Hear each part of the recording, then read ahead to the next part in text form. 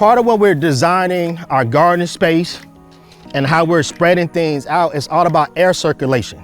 So you want to make sure that your plants have enough canopy, space for the canopies not to overlap, enough space for air to flow in and out, because again, we want things to dry out. We don't want things too compacted. And again, like I said a couple minutes ago, sometimes diseases are spread just by the plants being really close to each other. So you can utilize your shears. Again, just do like some basic pruning. I always just tell people, look for the leaves that aren't like quite green. Again, you just prune it through, taking care of your plant life, stuff like that. So once we kind of did the snipping, open up the space, the last thing we love to do is fertilize.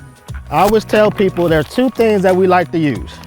So we like to use like an all-purpose fertilizer, again, organic, natural in use. Don't like to use a lot of synthetic chemicals in our backyard gardens or our garden bucket spaces. So again, these are products you can buy at the big box store. So this is just one that we use called Garden Tone. And then my favorite one I like to use is one called Plant Tone.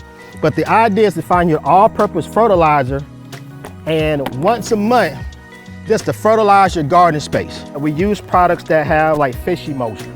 So fish emulsion, again, is an organic product, has a good overall balance, and it's liquid based. And what I tell most backyard gardeners, grow your gardener recipients, get in the habit of every 2 weeks on a Friday to like fertilize with fish emulsion.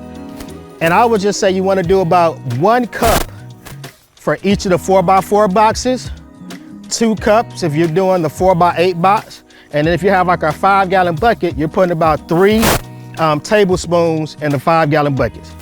And you just gently just sprinkling it around the garden space. Now, the other thing you have to just be mindful of, if you're growing like herbs, they don't require as much fertility as like your leafy greens. So just being mindful of also knowing the plant that you have, whatever some is like fertility requirements, but I like the all-purpose because it's a good balance.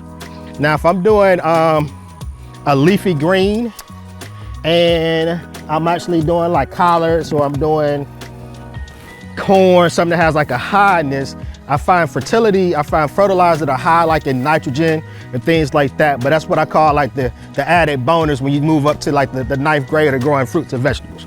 Right now we're K through 5. All right, so once you get that in place, the other tool that you have is just what I call like a cultivator.